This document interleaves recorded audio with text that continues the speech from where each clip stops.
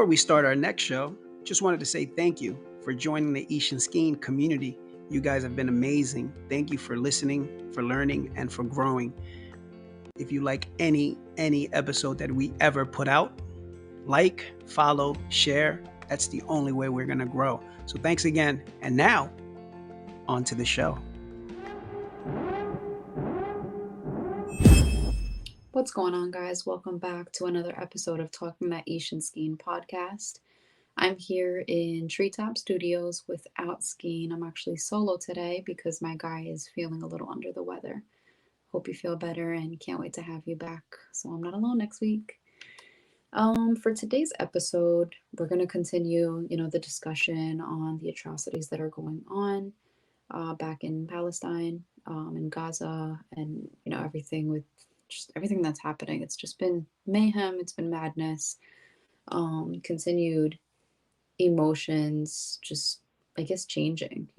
At the beginning of all of this, like I said last time, everything was really just sad and depressing. And I think for a lot of people, including myself for sure, that's really transpired into a lot of anger. Um, and, speaking for myself, I can definitely say that anger stems from not knowing what else we can do to call for this ceasefire to stop what's happening, all these innocent lives that are being lost. It's unnecessary. It's been really difficult, but I really wanted to dive into this past weekend. I'm not sure if you guys heard because not really much news coverage. There's a lot of things that they like to keep quiet because they don't want to give attention to it. Speaking of Western media.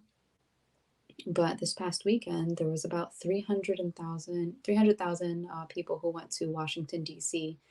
to protest the atrocities and call for a ceasefire in Gaza. It was absolutely amazing. I can't even explain, the experience through words. Definitely something that you had to be there and witness to feel the energy and how beautiful it was just seeing everyone coming together.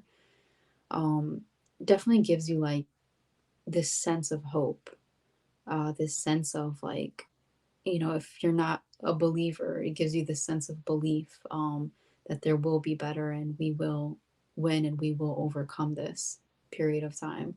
So it was super awesome to see that we got there at like 11:30 in the morning and we didn't hit the road to come back home until like 9 p.m. So a lot of protesting going on. We had separate marches happening until like the big march actually happened and we went to the White House. Some people sat it out and were protesting that way, just all of us in front of the White House. Oh man, I can't even explain it. You definitely have to go on social media, Twitter, Instagram, and see for yourself. So if you haven't already seen that, please look that up. Washington, D.C. happened November 4th, this past Saturday. Beautiful, amazing.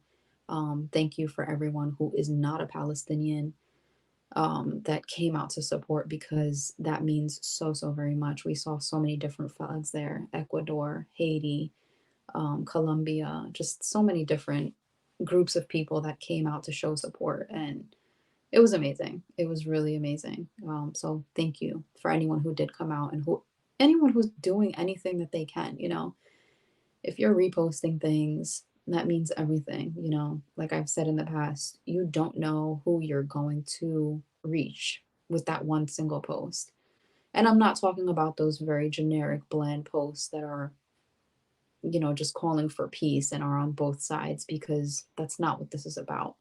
It's very important that you're very specific with what you're speaking on. Being very neutral is being a part of the problem.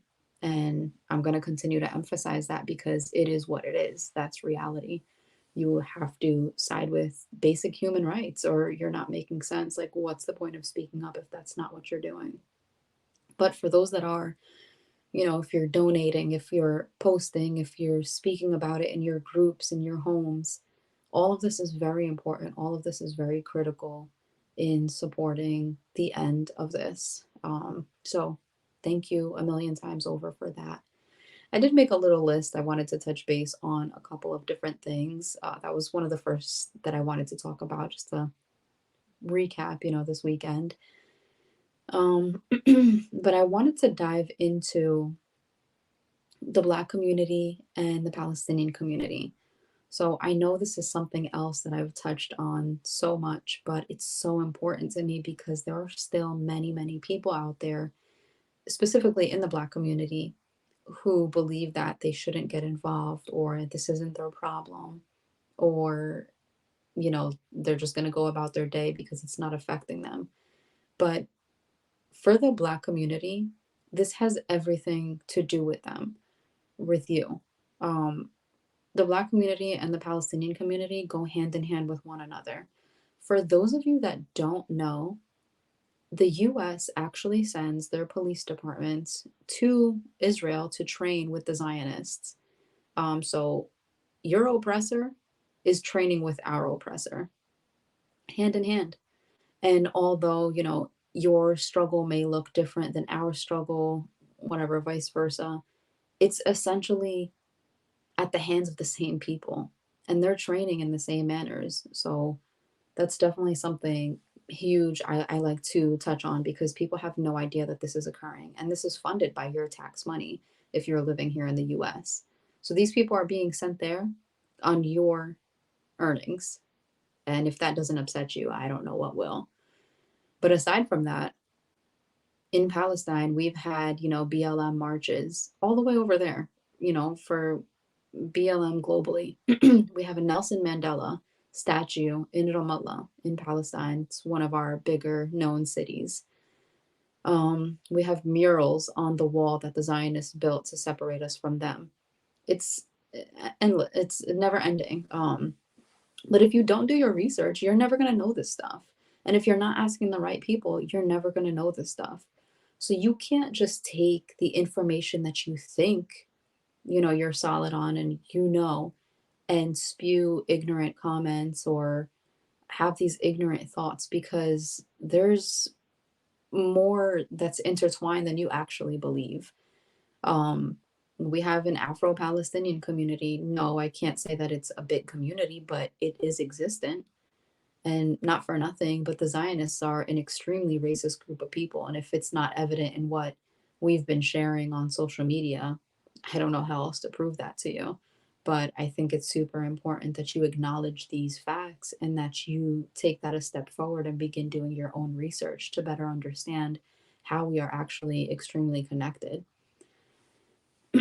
um, I saw a post, I saw a couple of posts to be honest, that actually explain that. So, I'm not saying that this is everyone in the Black community because it's absolutely not.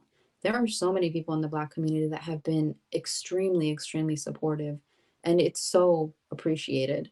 But that this message is specifically for those who lack that knowledge and who aren't making the effort to better understand. So if it's anything that you take away from this episode, I really hope that you take that step forward and you initiate that research on your own to better understand how we relate to one another because it's super important that we continue to stand together. And I think, that also goes back to how we have the world really standing behind us.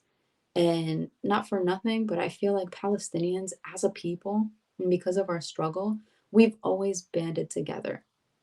We've always come forward as one. And that's how we have the world standing behind us, I mean, obviously, this is something that's out of control and should not be happening.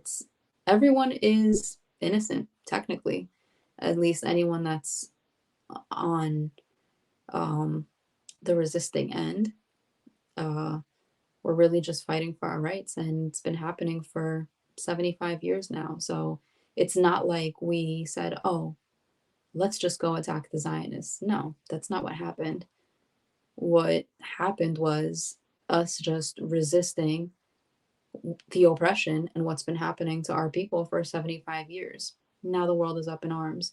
But again, if you're not initiating that research and if you're not figuring things out for yourself, then yeah, maybe you'll just listen to what they're putting out in the media and Western media and you'll run with that because it's convenient for you. But you can't be lazy in times like this because when it comes and starts affecting you, you're going to be surprised. And you shouldn't be because all the facts are laid out there for you. You got to take advantage of social media. You got to take advantage of the internet. because everything is literally at your hands.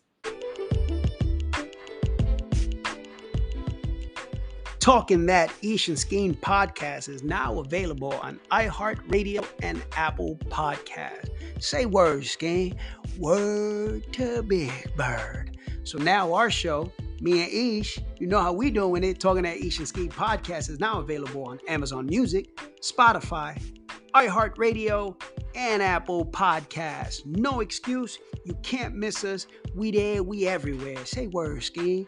Word to Big Bird. So we'll talk to you soon. Take care, guys. Peace.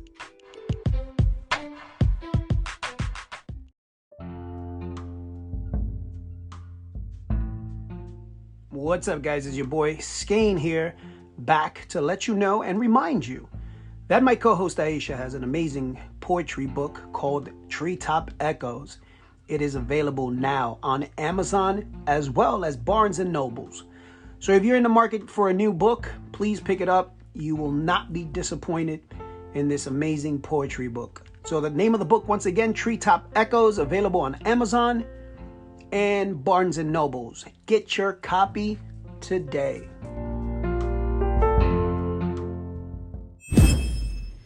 I wanted to dive into anti-Semitism and Islamophobia as well.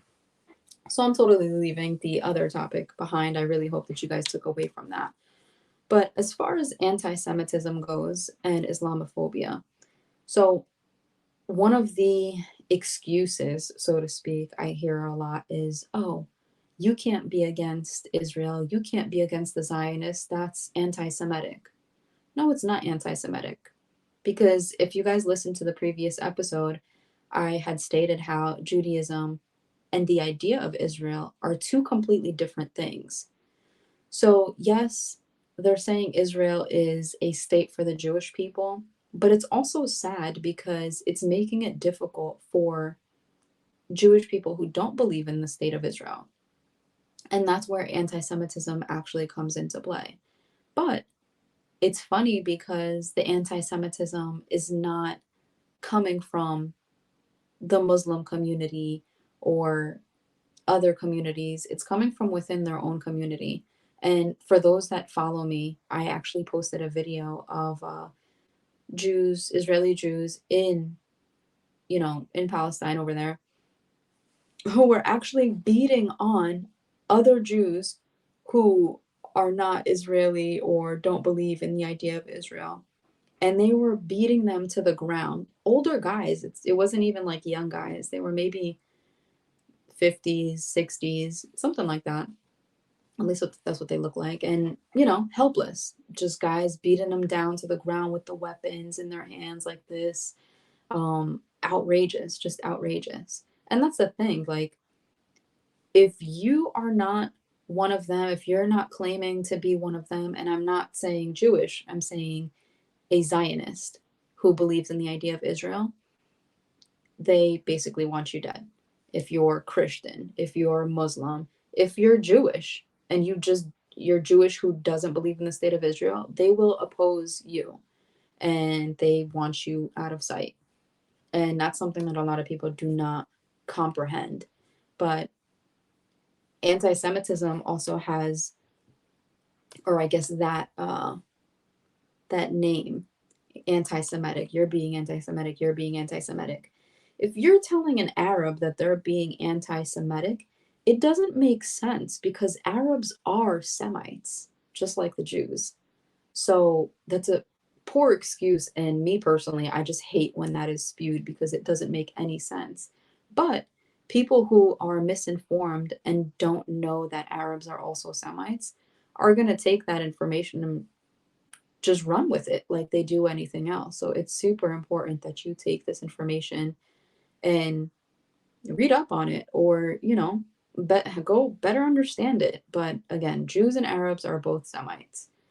So that is definitely a poor excuse that's always used because honestly, there's not really much else that they could lean on except for screaming anti-Semitism. And again, it's sad because the Jewish community is not engulfed in this idea of Israel. There are so many Jews that stand behind us. the Jewish Voice for Peace. I've seen them do so many protests in the past month, sitting at Congress or doing the Statue of Liberty, sitting over there and protesting there. Like, so many amazing efforts on their behalf. So they're just amazing. Thanks to them, for that. Definitely need people to see that side of things too. It's super important that you're realizing it's not just the Muslim community that's speaking up. It's a human rights issue. I mean, it's literally a genocide. This is not a war. So anywhere that you see that it says a war, that's not what it is. This is a genocide, and it's a genocide that's been occurring for 75 years. It's just been a slow burn, and now it's just extremely erupted. But there are a lot of things behind that too, politically. Um, a lot of other things, but I'll tap into that a little later. I wanted to also touch base on Islamophobia, with political leaders, especially here in the US, talking about their beliefs and their endless support to Israel, or I should say the idea of Israel, because Israel is not a real country. Um, their endless support to the idea of Israel. And there's a lot of political reasons behind that. So when you hear someone like Genocide Joe speaking on TV and saying, oh, we're going to give our undenying support to the idea of Israel and Netanyahu and all of them, it's because there's political reasons behind it. There's an agenda behind it. It's not because, oh, we just feel like killing people for no reason. No, there's a huge oil reserve on the Gaza Strip, um, by the ocean on the front. And of course, they're after that. There's a political agenda, there's a financial agenda. This is all greed that's behind these killings. There's blood on all of their hands. And if you don't see that, again, you need to go back and do so much research. I highlighted a couple things. I'm just going to mention it now that you guys can dive into. But you should take note of this. You want to research the Declaration of Balfour, which was signed in 1917. And that was the beginning of when it was declared that they would all be sent from Europe to Palestine. And just another recap, before this occurred, Palestine consisted of Jews, Christians, and Muslims together. They were literally neighbors living in peace. There was no issues. So the Zionists that are killing us, killing our people right now, are European Jews that were displaced from the Holocaust in World War II. The Declaration of Balfour was signed by Britain, which basically said, oh, they'd be going to Palestine and this is going to be their new home. And we accepted them. We accepted them with open arms, but they ended up turning on us in the 1940s. And that was when the first massacre happened, which displaced over 750,000 Palestinians. And that's how we ended up worldwide. But we're going to keep fighting. And hey, maybe not for nothing, but we were meant to be where we are so that we can speak up for our people and what's happening right now. So the Declaration of Balfour, you want to look that up. You want to research that. You also want to look up the Oslo Accords, which was, I think, in 1993. That was between the PLO and this idea of Israel. You also want to look up the Ben Gurion Canal Project. Now, that one I wanted to tap into right now because speaking of the oil reserves and, them having political financial reasons in this whole genocide, the Ben Gurion Canal Project, and you can also look up the Suez Canal, Suez Canal. So basically what they want to do is, this whole like trade route thing right now with the canal that they're using. I was looking at something that said that the boats can only move upstream for 6 hours a day and downstream for 6 hours a day, which costs them a lot of money and wastes a lot of time right now. So what they want to do is create this other canal that cuts through the Gaza Strip, and it's supposed to be bigger and allow, the ships to move quicker and, not just one way. So in order for them to create this canal, they basically want to get rid of the Palestinian people in Gaza. which is why they are actioning this genocide. But if you look into the Ben Gurion Canal Project, search that up, read into it, you'll be absolutely astonished at the information that you find. So, no, this is not just, oh, we want the land just because, or, oh, whatever stupid reason it is that they come up with. No, they have reasons and they're all politically and financially driven. So it's really upsetting to see that leadership, and I mean, it's expected, you know, politics, that's what it's all about. And it's upsetting, to see that they aren't taking action and they aren't putting their foot down because they actually want this to take place. It'll benefit them in the long run as far as trades go and, all this BS. Um, but that's why us, the general public needs to keep fighting, whether we're protesting or posting or whatever the case may be, we have to keep on with it. It's super critical. They need to see that they do not speak on our behalf. Genocide Joe always says, oh, on behalf of the United States, we're going to stand with Israel. No, it's not on behalf of the United States. It's on behalf of you and your political party. Because a lot of people in the United States and around the world do not stand for this genocide. I mean, if you have a heart, you would know that this is wrong. It's quite simple to understand. But um, going back, because I'm jumping around like I usually do, going back to anti Semitism and Islamophobia, I know I touched on anti Semitism. I want to touch on Islamophobia. Um, Again, our leader, all the information that he's spewing, kind of like when Trump was in presidency and just speaking whatever he wanted to speak on. And, his thoughts were just all over the place. Racism, everything was on the rise. It's happening again. It's happening again, but it's happening in the Muslim community. There was the 6-year-old boy in Chicago who got stabbed. Someone, related to myself actually received it was a hate crime. They received a letter, death threat. This lady in, I think it's Texas, she was sitting at a bench in her apartment complex, I believe it was, and she was stabbed to death. There's just a lot going on here, and it's very scary to be here as a Muslim American, a Palestinian American. So, to all of my people, my Muslim community, it's yes, we want to be proactive. Yes, we want to speak up. We do not want to stand down. But we do also want to be safe because, hey, if we're not here, then who's going to speak up on these atrocities and who's going to stand ground for our people back home? Um, you can't take what our leaders say and just believe anything that they say. They're just another person, just because they have a title of presidency or any type of leadership doesn't mean that they're qualified for that position. And it's important that we don't just follow in their steps or listen to whatever it is that they say. It leads us down these negative paths because at the end of the day, they don't care about us for real. It's all about their pockets. It's all about the greed in their minds and their eyes. That's all that they're worried about. I think, that's really it as far as the topics I have to discuss today. I really just wanted to do a brief recap. Again, for this past weekend, Washington, D.C., November 4th. Please look that up on your social media because it was absolutely amazing and astonishing just seeing how many people were there.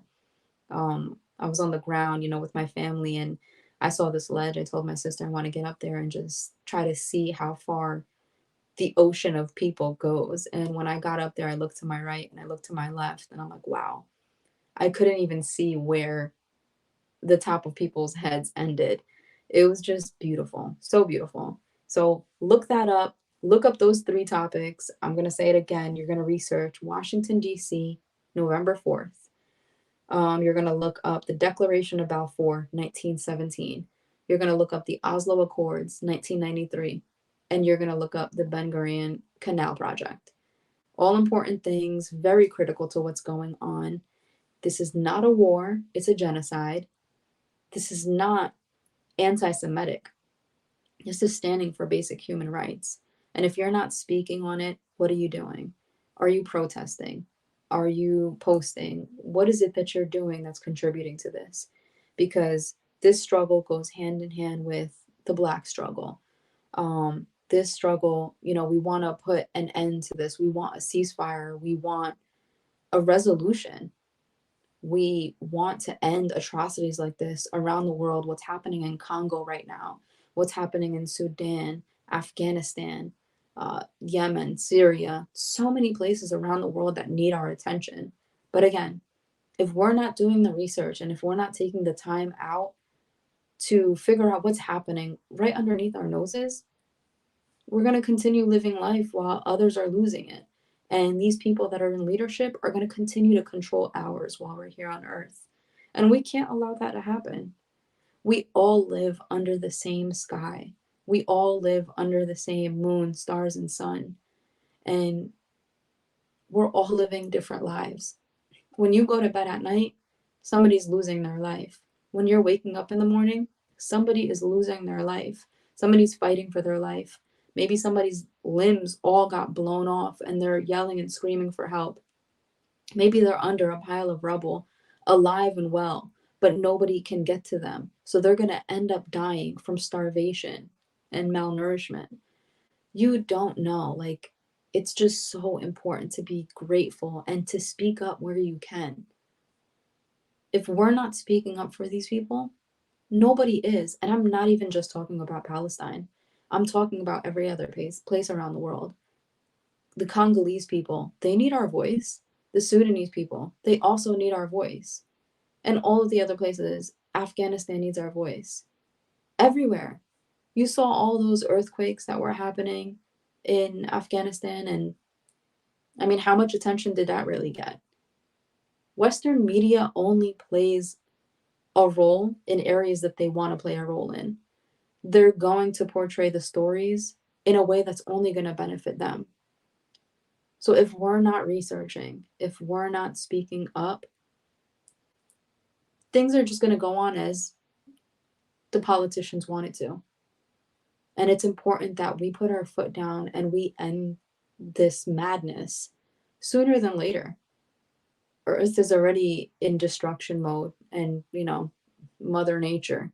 Yes, but I mean, they're putting everyone against each other, and that's not okay. We're never going to win if we do not stand together. I hate when I see comments on social media that says, "Oh, this isn't my problem." It is your problem. If you're a human with a heart, it is your problem. It doesn't matter what's happening to anyone. If there's an atrocity going on, we need to stand together and we need to put our foot down and show the world that these leaders do not speak on behalf of us. So I hope you guys really take something away from this episode. You do something through this episode and you really just reflect on yourself, reflect on your actions, your thoughts, your behaviors, your everyday life. Be grateful for the place that you are in now because it could be so much worse. It could be you and your family in these positions. You never know. We were just blessed with a different location of birth, really. It could be any one of us. So, one last time, please do your research. Do whatever it is that you can, no matter how big or small it is. It's going to have an impact. We are all critical pieces of this puzzle. I hope you guys have a great day, a great week ahead. And as always, thank you so much for tuning in. Peace. Talking at Ishan Skeen. Show you right.